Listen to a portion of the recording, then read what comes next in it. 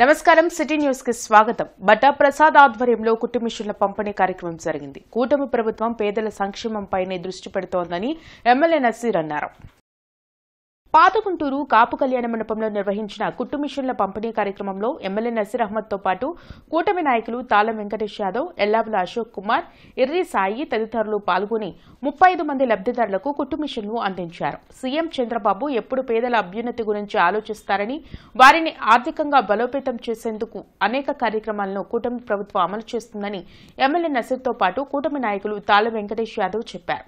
గత ప్రభుత్వానికి కూటమి ప్రభుత్వానికి ఉన్న తేడా ఏంటో ఇప్పటికే ప్రజలు గమనించారన్నారు. రాష్ట్రంలో పెట్టుబడులు పెట్టేందుకు పారిశ్రామికవేత్తలు ముందుకు వస్తున్నారని, దీనివల్ల ఉపాధి అవకాశాలు పెరుగుతాయని తెలిపారు. ముఖ్యమంత్రి గారు సమాజంలో ఉన్నటువంటి పేద వర్గాలను ముందుకు తీసుకొని వెళ్ళాలి, పేదరికాన్ని పూర్తిగా నిర్మూలించాలంటే ఏం చేయాలనేటువంటి ఆలోచనతో ఈ కూటమి ప్రభుత్వం ఏర్పడిన తర్వాత P4 అంటే పబ్లిక్, ప్రైవేట్, అలాగే ఏదైతే ప్రైవేట్, పబ్లిక్, పీపుల్స్ పార్ట్నర్షిప్ అనేది 4 అంశాలని తీసుకోవడం జరిగింది. పీపుల్స్ అంటే కేవలం డబ్బులు ఉన్నాడు కాదు, డబ్బులు లేనివాడు కాదు, సమాజంలో ఉన్నటువంటి అన్ని వర్గాలు కూడా సమానమైనటువంటి ఉపాధి అవకాశాలు, ఉద్యోగ అవకాశాలు, వాళ్ళందరూ కూడా సమాజంలో సమానంగా బ్రతకాలంటే ఏం చేయాలనేటువంటి ఆలోచనలు ఈ విధానాన్ని తీసుకొని రావడం జరిగింది. ఈరోజు సమాజంలో ఎవరి స్వార్థం కోసం వారు బ్రతికే సొసైటీలో ఈరోజు మనం ఉన్నాం. అయినప్పటికీ ఒక సాధారణ ఎంప్లాయీ నుండి బయటకు వచ్చినటువంటి వ్యక్తి ఈ యొక్క నియోజకవర్గంలో అభివృద్ధిని అటు చంద్రబాబు నాయుడు గారిని, ఇటు మన ఎమ్మెల్యే నసీర్ గారిని దృష్టిలో పెట్టుకొని ఈ యొక్క ప్రాంతంలో నేనుండే ఏరియాలో కూడా నా వంతు సహాయం చేయాలని ఒక మంచి దృక్పథంతో, పెద్ద ఆలోచనతో ముందుకు వచ్చినటువంటి బట్టా ప్రసాద్ గారిని ప్రత్యేకంగా అభినందిస్తా ఉన్నాం.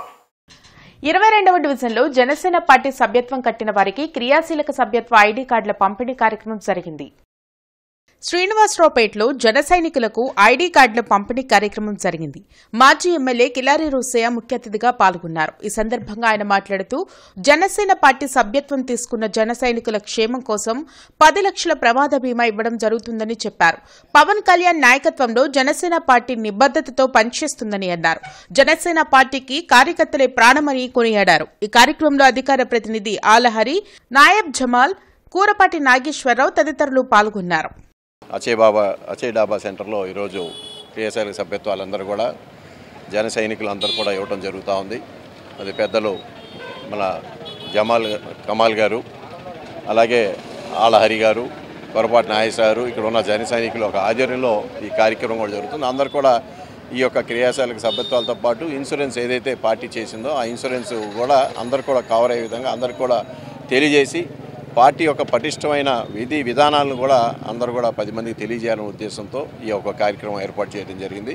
రానున్న రోజుల్లో మరింతగా జనసేన పార్టీ బలోపేతం చేయడానికి అందరూ కూడా కృషి చేయాలని చెప్పి నేను కోరుకుంటున్నాను. భద్రత కోసం, వాళ్ళ ఫ్యామిలీకి భరోసా కల్పించడం కోసం పవన్ కళ్యాణ్ గారు తీసుకున్న ఈ నిర్ణయం ప్రతి కార్యకర్తకి 5 లక్షల రూపాయలు ప్రమాద బీమా కల్పించారు. ఇది ఒక మహత్తరమైన ముందడుగు. కార్యకర్తల కోసం నిజమైన నాయకత్వం చేసే పని ఇది.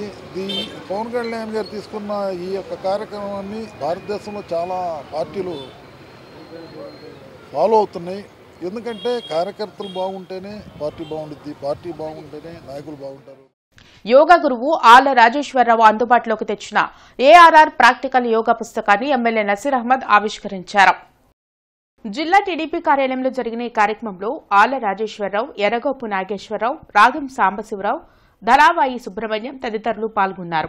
ఆరోగ్యాన్ని పరిరక్షించుకోవడంలో యోగా ప్రముఖ పాత్ర పోషిస్తుందని ఎమ్మెల్యే నసీర్ తెలిపారు. యోగాపై అవగాహన పెంచుకొని ప్రతి ఒక్కరూ ఆచరించాలని సూచించారు.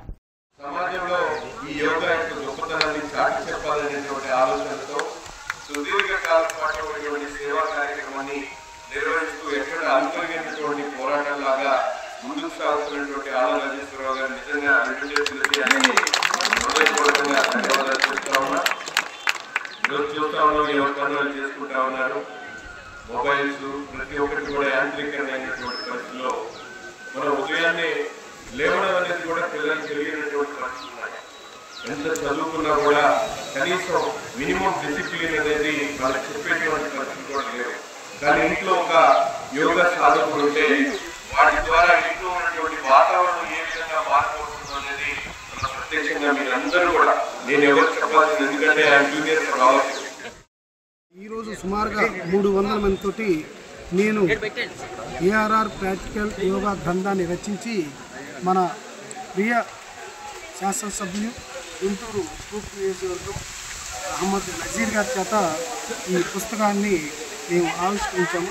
బుక్లో అన్నీ మొత్తం వామప్ ఎక్సర్సైజులు, సూర్య నమస్కారాలు, ఆసనాలు, ప్రాణాయామాలు, ధ్యానం అన్నీ ఉన్నాయి. ఈ బుక్ చేతిలో ఉంటే యోగా మొత్తం తెలిసిపోతుంది. అందువల్ల అందరూ కూడా తప్పనిసరిగా ఇక్కడికి వచ్చి అరండల్పేట తెలుగుదేశం పార్టీ కార్యాలయం మెగా మూవీ అసోసియేషన్ ఆధ్వర్యంలో ఆర్టిస్ట్ ఈవెంట్ కార్యక్రమం శారదా కాలనీలో జరిగింది. శారదా కాలనీలో మెగా మూవీ ఆర్టిస్ట్ అసోసియేషన్ ఆధ్వర్యంలో జరిగిన ఆర్టిస్ట్ ఈవెంట్లో అన్ని జిల్లాల నుంచి వచ్చిన ఆర్టిస్టులు పాల్గొన్నారు. ఈ సందర్భంగా నిర్వాహకులు ఎన్ఎస్ నాయుడు మాట్లాడుతూ మెగా మూవీ అసోసియేషన్లోని నటీనటులు ఎన్నో సినిమాల్లో నటించారని చెప్పారు. నిర్మాతలు, దర్శకులు ఈ ప్రాంతంలో సినిమాలు తీయాలని, అప్పుడే స్థానిక కళాకారులు అభివృద్ధి చెందుతారని అన్నారు. ఈ కార్యక్రమంలో అరుణ, మేకల రమాదేవి, డైరెక్టర్ ఎస్ఆర్కే, బద్రి, పసుపులేటి సుందర్రావు, సాంబశివరావు, పసుపులేటి వెంకటరమణ, ప్రసాద్, వీరేళ్ల శివనాగేశ్వరరావు, శర్మ, కొండ రాంబాబు తదితరులు పాల్గొన్నారు.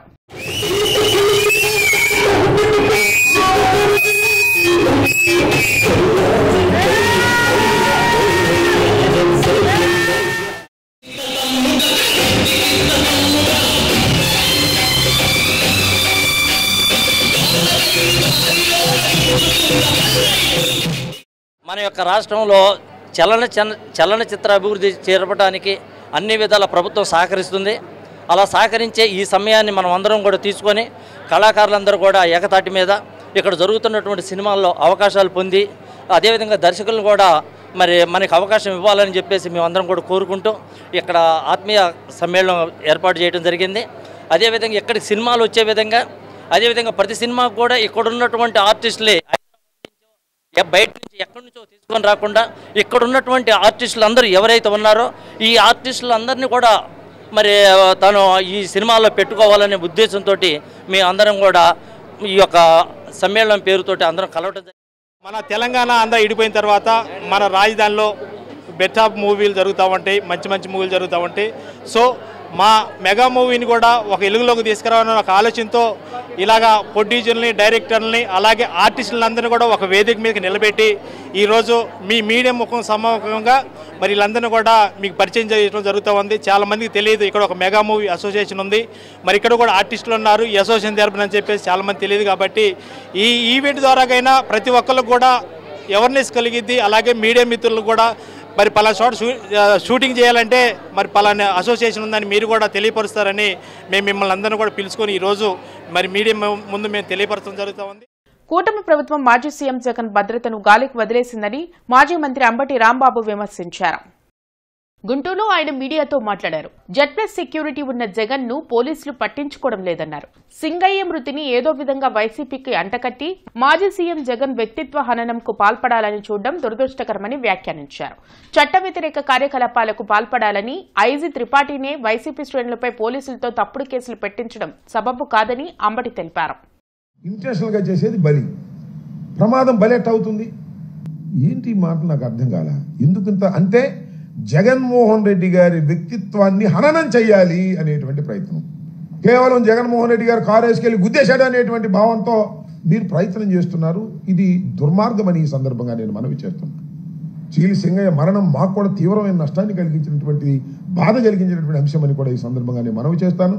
ఇలాంటి వాటిని అడ్డం పెట్టుకొని జగన్మోహన్ రెడ్డి గారి వ్యక్తిత్వాన్ని హననం చేయడానికి ప్రయత్నం చేస్తే మాత్రం అది దుర్మార్గమని ఈ సందర్భంగా నేను మనవి చేస్తున్నాను.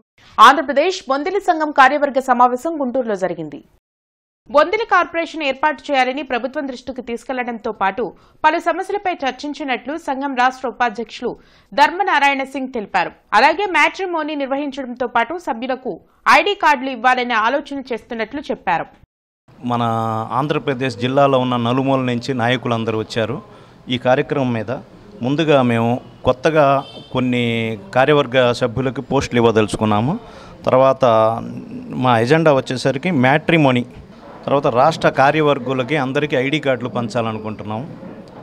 బొందిలి ఆంధ్రప్రదేశ్ బొందిలి కార్పొరేషన్ కొరకు మన గవర్నమెంట్ తోటి అన్ని జిల్లాల నుంచి అందరూ కలిసి అడగాలని ప్రతి ఒక్కళ్ళు ఒక అప్లికేషన్ పెట్టుకోవాలని రాష్ట్ర సంఘాలకి విజ్ఞప్తి చేస్తున్నాం కలెక్టర్ గారికి. రాష్ట్రంలో ఎక్కడైనా అందరినీ కలిసి ఈ కార్యక్రమం విజయవంతం చేయాలని కోరుకుంటున్నాం. ఇక్కడ మాకు ముఖ్యమైన డిమాండ్ ఏంటంటే మా రాష్ట్రంలో మా బొందిలి కులస్తులు బీసీలో ఉన్నారు, వారిని ఓబీసీలో చేర్చాలి. మాకు బొందిలి కార్పొరేషన్ నియమించాలి. గతంలో మాకు బొందిలి కార్పొరేషన్ ఉంది, ఇప్పుడు కూడా బొందిలి కార్పొరేషన్ నియమించాలి. అదేవిధంగా మా బొందిలి కులస్తులకు శ్రీశైలం దేవాలయ ప్రాంగణంలో మాకు ఒక అన్నదాన సమాజంగా ఒక కట్టుకోవడానికి మాకు స్థల సేకరణకు మేము ప్రభుత్వాన్ని డిమాండ్ చేస్తున్నాం. కిమ్స్ సికరా హాస్పిటల్లో బోస్టన్ సైంటిఫిక్ సంస్థ రూపొందించిన అధునాతన ఎవిగో ప్లస్ ఐవీయూఎస్ కన్సోల్ను ఆంధ్రప్రదేశ్ రాష్ట్రంలో మొట్టమొదటిసారిగా ఏర్పాటు చేశారు. అంతర్జాతీయ ప్రమాణాలతో కూడిన ఈ సాంకేతిక పరికరం అంతర్గత రక్తనాళాల చిత్రీకరణ మరియు ఇంటర్వెన్షనల్ కార్డియాలజీ రంగాల్లో ఒక కీలక అంశాలను ఈ సాంకేతికతను ఉపయోగించి తెలుసుకోవచ్చు. ఈ వ్యవస్థ కిమ్స్ సికరా హాస్పిటల్లో సీనియర్ ఇంటర్వెన్షనల్ కార్డియాలజిస్ట్ మరియు cardiac sciences director doctor Parvathaneni Nagasri హరిత మరియు సీనియర్ ఇంటర్వెన్షనల్ కార్డియాలజిస్ట్ డాక్టర్ ఆకుల శివప్రసాద్ల ఆధ్వర్యంలో కిమ్స్ సికరా హాస్పిటల్లో అత్యాధునిక హృద్రోగ చికిత్స సేవలందించడంలో ముందడుగు పడింది. కిమ్స్ సికరా హాస్పిటల్లో ఆర్టిఫిషియల్ ఇంటెలిజెన్స్ ద్వారా గుండెలో రక్తనాళాల్లో బ్లాక్స్ ఎంత పర్సంటేజ్ ఉన్నాయి అనేది క్లియర్ గా స్పెసిఫిక్ గా మిల్లీమీటర్ ప్రకారంగా చెప్పగలిగే మెషిన్ మనం ఇక్కడ అవైలబుల్ గా జరిగిందండి. దాన్ని మనం ఐవస్ మెషిన్ అంటాము. ఈ ఐవస్ మెషిన్ ఇంతకు ముందు కూడా మేము చేసేవాళ్ళం కేసెస్, కాకపోతే ఇందులో స్పెసిఫిక్గా ఆర్టిఫిషియల్ ఇంటెలిజెన్స్ యూటిలైజ్ చేసుకొని మనకి ఆ clarity of percentage of block అనేది ఇంకొంచెం బెటర్గా తెలుస్తుంది.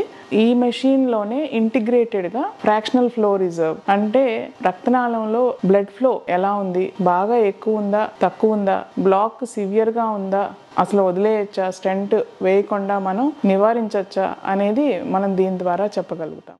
ఇమేజింగ్ గైడెడ్ పీసీఐ అంటే హ్యూమన్ ఎర్రర్ పాసిబిలిటీని మనం చాలా వరకు తగ్గించేయచ్చు అనమాట.